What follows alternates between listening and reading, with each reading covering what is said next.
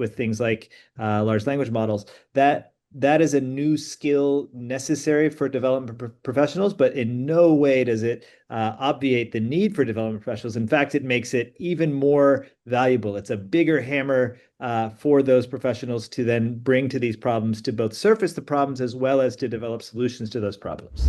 We need accurate data in order to make decisions because it's actually going to inform the strategy and the future strategy of the water missions. This can be an enormous benefit to not just improving and using technology in a way that's interesting or cool, but really in a way that can impact people's lives.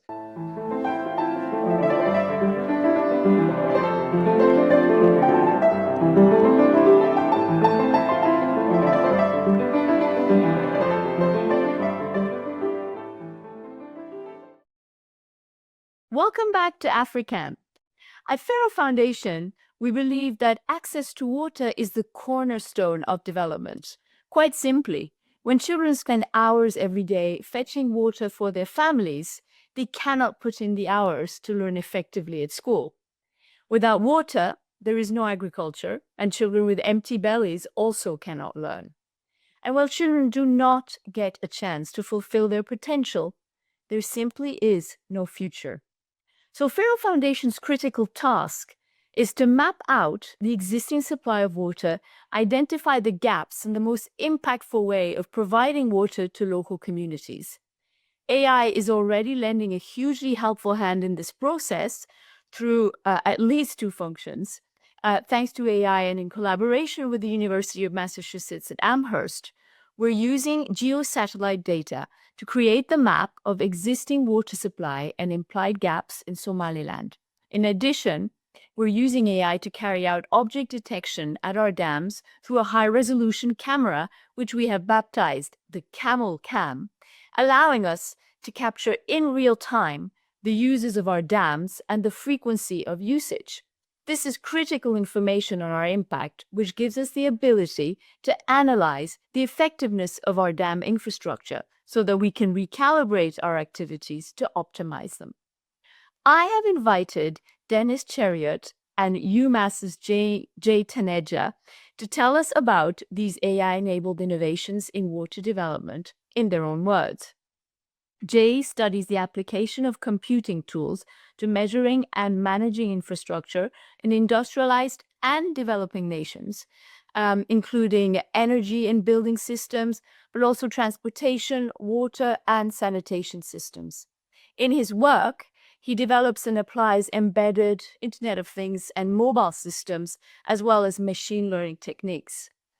Jay directs the STEMA Lab, which stands for Systems Towards Infrastructure Measurement and Analytics Laboratory, and he has a PhD in computer science from the University of California, Berkeley. Our second guest is Dennis Chariot. He is a machine learning engineer at Pharo Foundation, where he specializes in AI-driven real-time monitoring systems for water resources in Somaliland. With a background in computer vision, edge computing, and geospatial analysis, he works on optimizing infrastructure to tackle global challenges. Before this, Dennis worked on a project as a machine learning research engineer, also with the University of Massachusetts Amherst, focusing on electric vehicle infrastructure and energy grid forecasting. Dennis holds a degree in engineering from the University of Nairobi and an AI certification from MIT. We're immensely proud of him, as he has had a huge role in the success of our Camel Cam innovation.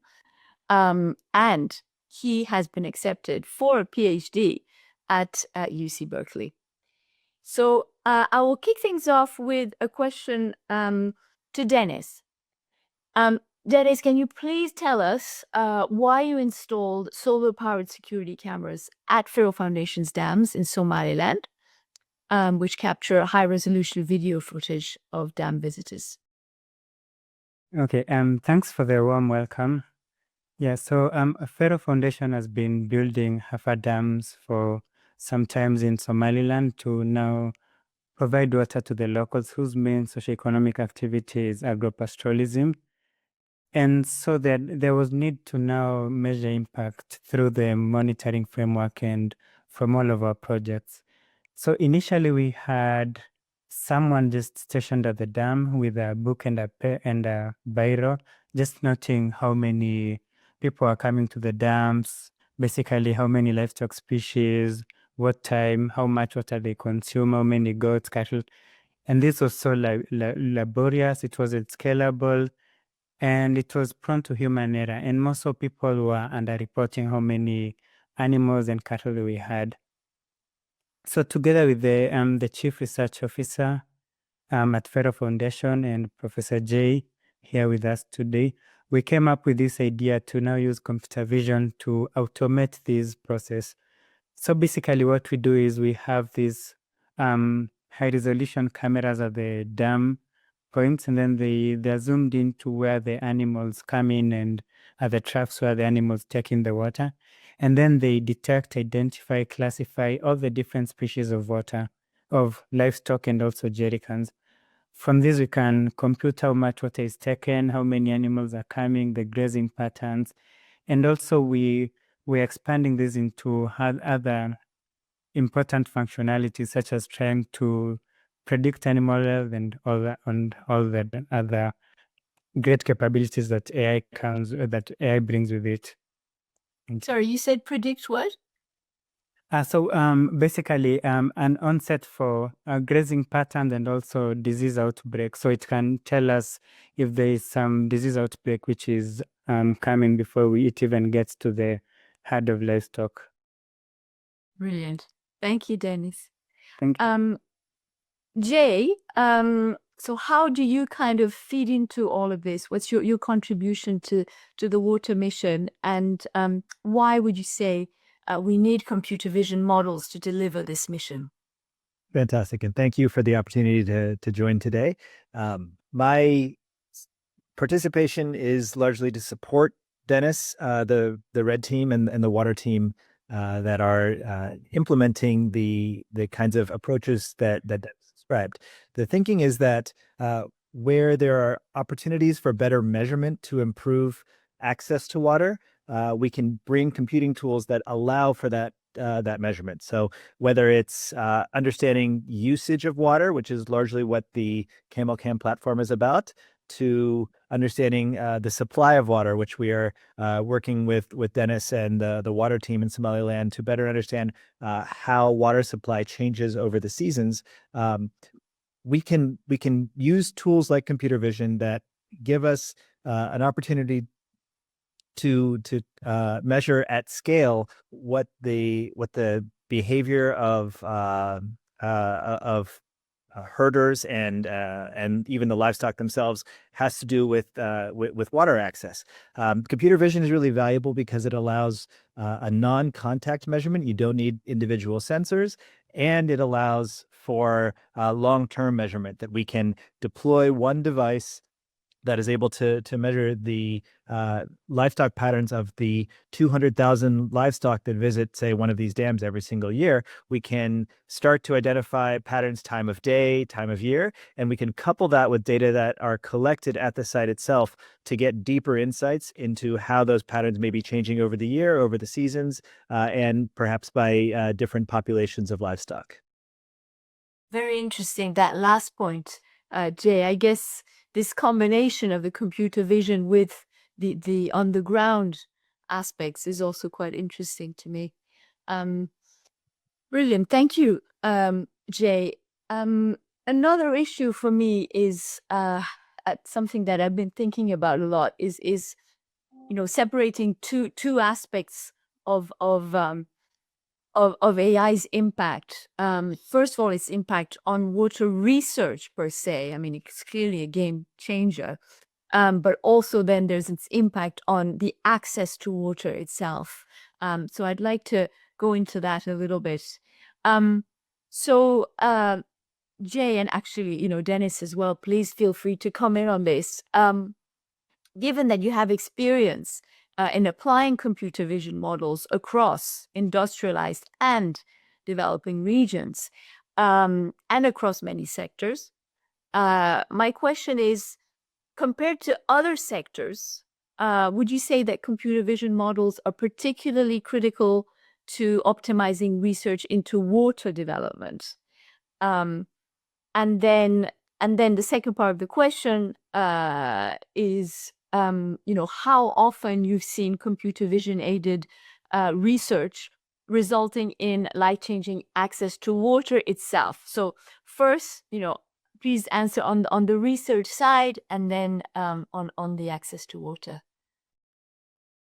So on the side of research, so much effort, so much development has been put into the study of water resources, large scale. How is the access to water changing from a supply perspective? A lot of this work goes to buttress climate research to understand how water resources are changing, whether it's the oceans, lakes, rivers, so on, and what that means for our climate and our planet. But what has always been harder to study is the demand for water, how people's behaviors, how animal behaviors and changes in the climate interact to understand how much water is being used, where it's being used, and what it's being used for. This is the opportunity for research to better understand. We've kind of got large scale models about water supply. We have less to understand how water is being used. And so that's the kind of frontier for research. This is where computer vision fits in so well, is that we can, especially using modern cameras and modern video technology and analysis of the data coming from those, we can really understand how behavioral patterns are changing. On the other side is connecting research to actual improvements in access to water. This is where a collaboration like this between an academic research group like ours and a family foundation like Pharo that works directly in communities to deliver that water access where it's needed can be a real game changer. Here, we're trying to take the kind of capacities of a family foundation that isn't necessarily in a place where there's lots of development and other investment, and really target that towards understanding where there are real opportunities to impact people, impact livelihoods, especially. Somaliland livestock accounts for an enormous proportion of export. And so when you can improve access to water, you can improve livestock health, you can improve the livelihoods of the pastoralists, and you can see how this improves the economy of an entire country. This is where this can be an enormous benefit to not just improving and using technology in a way that's interesting or cool, but really in a way that can impact people's lives. That's where this partnership is an increasingly wonderful opportunity. Oh, we're really happy that you're helping us do that. And is there any other example outside of the Pharo ecosystem where you've seen this kind of computer vision really having a life-changing impact on water that you can think of right now? Other opportunities are really trying to understand how the rivers of the world are changing. And so there's increasingly more work on understanding river widths. I think I have some collaborators who look at how rivers are changing due to climate change. And there it's more about, again, a water supply question, but especially in the polar regions where you have huge seasonal differences, huge impacts due to weather and things like that. Just being able to at first measure how those rivers are changing, and second, understand how those resources are going to affect the populations that live in those regions and where that water actually supplies. This great opportunities to use computer vision both on cameras and gauges, as well as on satellite instruments that can tell us about that water and what its impact is going to be on the populations on health. Very interesting. Thank you. Okay, back to Dennis. I have a pretty tricky question for you, Dennis. But yes, from a sort of sort of more of a bird's eye view on things. Let me put the question in these terms. If data is power, AI gives development organizations a powerful instrument based on which they can take action. But there are two conditions, I think, for such action to be effective. One is we need to be sure that the data is accurate and tells us exactly what we wanted to know. Two, the right decisions are made on the basis of the data and they are implemented effectively. So massive question for you, Dennis. How can we ensure, number one, which is the accuracy of the data, and also can you give us examples of the second sort of aspect of the question, the decisions being made on the basis of the data, but maybe examples of that going wrong that you might have come across. Okay, yeah. So basically, we've gone at long length to ensure that our model performs well, because the data is actually impactful, and we need accurate data in order to make decisions, because it's actually going to inform the strategy and the future strategy of the water mission. So basically, what we've been doing is majorly more of trying to optimize our model.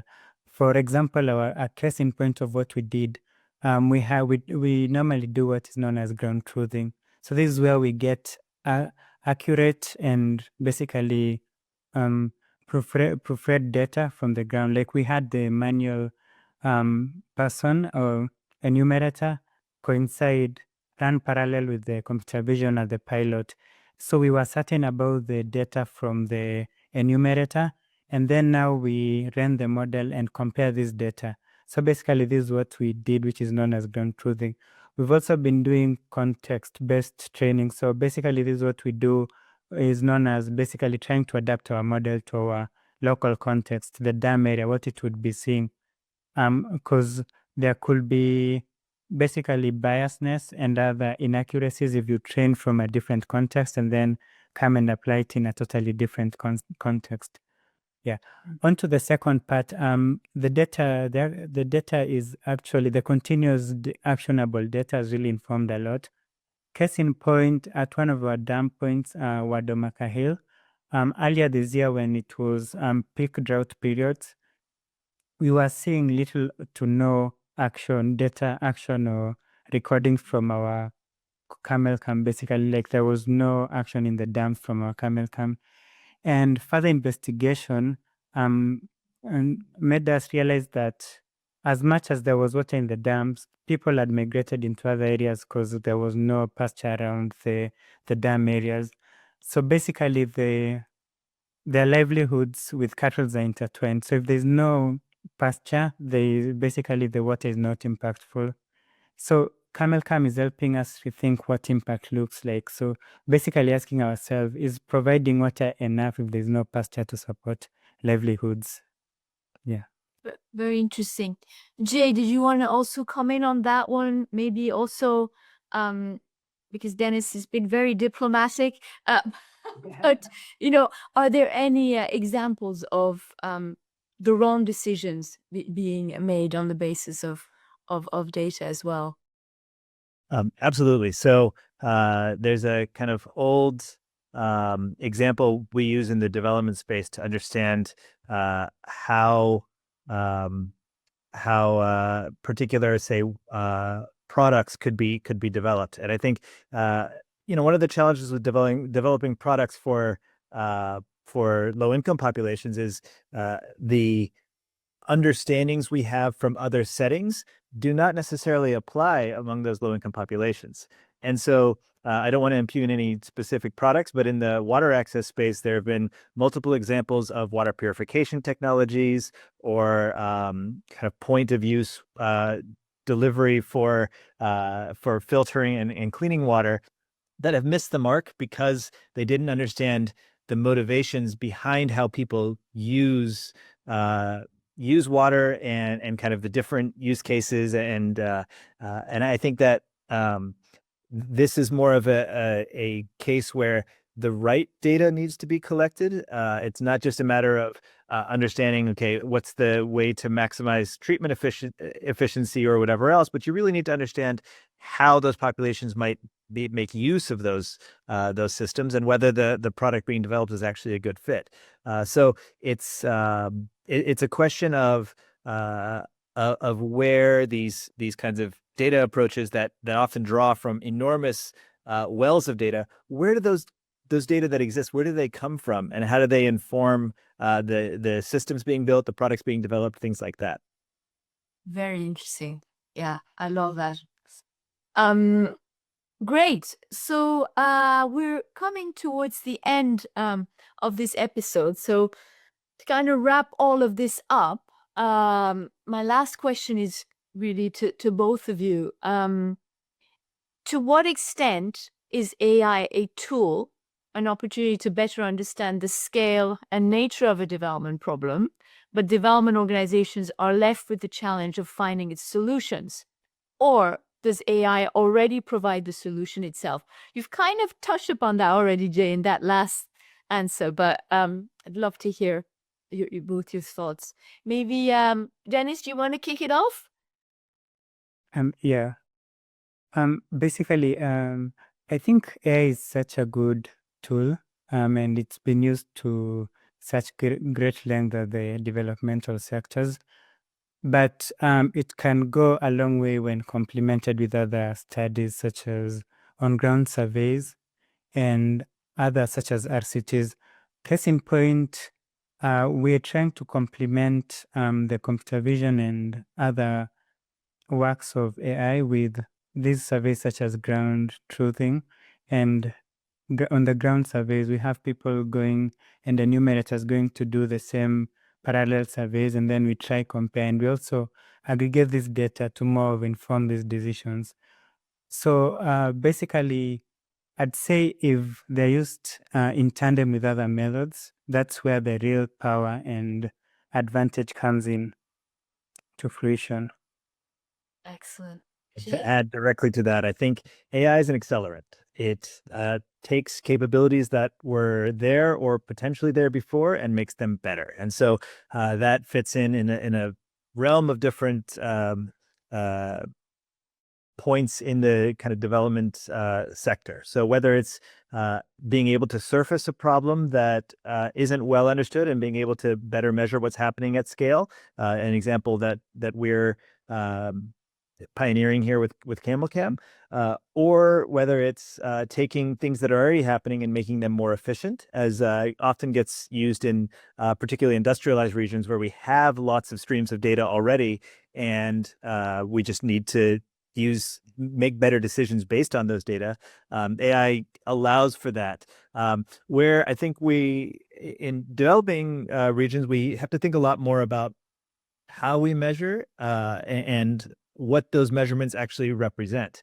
So there's with AI, you have this wonderful, wonderful hammer, but you have to understand what the right nails are to hit with that hammer. It isn't just about taking AI and using it to better complete a process that's already there. It's really often about finding that right opportunity where AI is the right tool, whether it's computer vision or whether it's particularly with interaction tools using large language models that can, like ChatGPT or others, that can help mediate the interaction with different systems or help to pull data from new and different sources. But the key with this is that the expert eye of where there's an opportunity, that still comes from the professionals who work in the space, who work in development, who understand the challenges on the ground, and can also then add to their toolbox with these amazing new capabilities that are being developed in vision, in natural language processing with things like large language models. That is a new skill necessary for development professionals, but in no way does it obviate the need for development professionals. In fact, it makes it even more valuable. It's a bigger hammer for those professionals to then bring to these problems, to both surface the problems as well as to develop solutions to those problems. Amazing. That was a fantastic summary for me. Yes, and clearly there still needs to be someone doing the input into the AI to actually make it useful. Yeah, Fascinating. Thank you so much to both of you. This has been fantastic, very concise and scientific, as I would have expected from you both. Very effective. Thank you so much.